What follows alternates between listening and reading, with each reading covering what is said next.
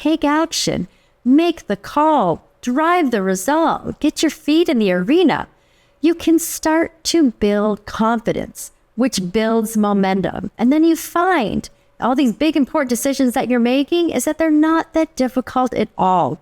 You just got to get started. And when you get started, you build self-trust. One of the hardest things you do in your life is make big, important decisions. We need to make them because it's those big, bold choices that lead us towards our fulfillment, that help us start new initiatives, that help us fulfill our dreams.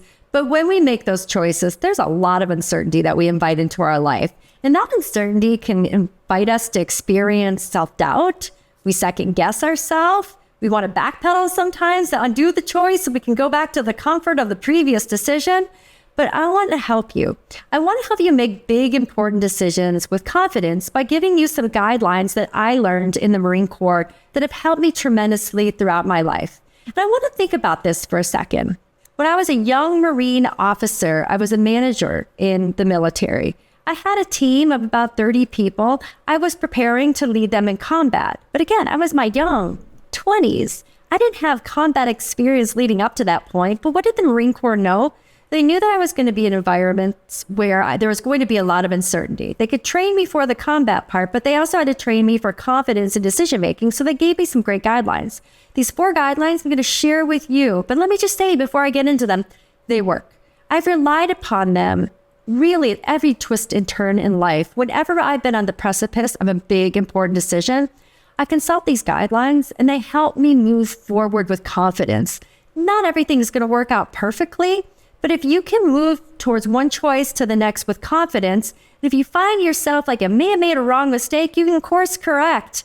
You can always readjust because, again, the path from A to B is never neat. It's never straight. It's never smooth. You just got to get started. And that's what a big, important decision can do. So let me start off by saying the number one criteria for making a big, important decision in your life is making sure you know your values, you know your priorities, and the decision you're about to make connects with both of those. In the military, I learned this really wonderful visual that was great for me to understand how to make a good decision. They said, if you can imagine that you're on a path going from point A to point B, and on one side of the path are your values and priorities.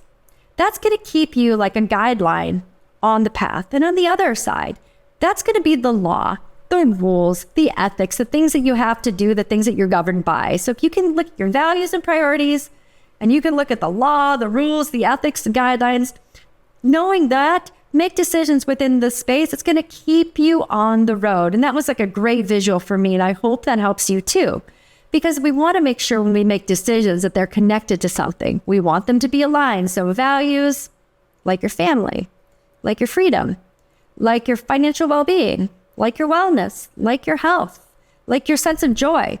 Values. We need to know what those are. So when we're about to make those decisions, that we know that those values are being carried with them. And your priorities. I like to think about myself for a second. I've got 3 real critical priorities in my life. Number 1 being my health and well-being. That's important. Number 2 is my family. I've got 2 amazing boys. They're going to be represented in my decisions. And the 3rd, my career. I love what I do. What a privilege to work with such talented, exciting individuals and to be here today. So again, I know my values, I know my priorities, I consult them whenever I'm making an important decision, because if my values and priorities are not connected to that choice, it's probably not the right choice for me. But if it is, let's move on to step number 2. Whenever I think about a decision, you can mentally commit to decisions, like consulting your values and priorities and know you're going to make a decision. There's going to be a day when you have to start taking action, but do not take action without a plan. I'm a huge advocate for reverse planning. You can think of planning, right? Going from where I am to where I want to be and creating a timeline and milestones. I like to do something a little bit different. I like to think about where I want to be and create the plan in reverse from there. And of course, once I get to the starting point, I'll make sure, looking to the end point, that it all follows through and it's synced. But what I've discovered with reverse planning, with beginning with the end in mind, if you've probably heard Stephen Covey say, is it helps me get a sense of the actions of the sequence of order of them. And it can help make planning just go so much more smoother. It actually helps me to see how achievable these plans are for myself. So creating a reverse plan super critical. That's step number 2. Let's talk about step number 3. So again, you've got your plan, you've got your vision, you've got your goals, you've got your decisions that are aligned with your values and priorities.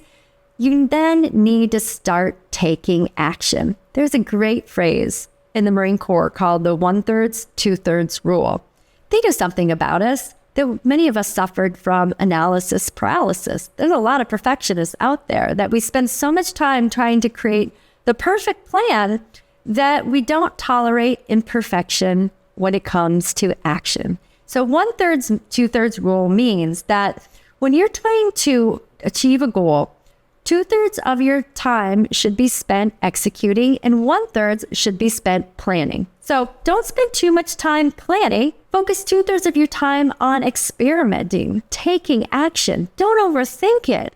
Get the results done, because what happens when you're out there trying new things, you're learning, you're developing, you're updating your plan. I'd like to think of a plan essentially as a living document. It's going to be there and it's going to change as you go out and execute. But spend time executing, because you're getting real world experiences that can inform your next best step. And finally, this is my 4th step to helping you make big, important decisions. I want you to embrace the 80% solution. And that just helps you get a bias towards taking action. What 80% means is that when you're about to make a choice, you're never going to have all the information in front of you to make that big decision. But if you can get to an 80% information threshold, take the next step. Because let's be honest, there's no such thing as a perfect decision. You'll never have 100% of information on the outcome of any choice that you make. But if you can just get started, 80%, take action, make the call, drive the result, get your feet in the arena, you can start to build confidence, which builds momentum. And then you find all these big, important decisions that you're making is that they're not that difficult at all. You just got to get started. And when you get started, you build self-trust. So good luck to you on your decision-making journey. I know making big decisions can be really challenging, but maybe with the right framework, the 4 steps that I talk about, it can be less stressful and you can focus more on the action than agonize over the planning, over the uncertainty, and you can build confidence through the action that you're taking every single day. If you found this video helpful, please subscribe to my channel, The Actual Angie. I really hope to be on this leadership development journey with you, where you can be the actual in your own life, where you can self-actualize, where you get to be the best version of yourself. I mean, that's an exciting journey that we're on, right? Also, feel free to share with your friend. I look forward to staying in touch.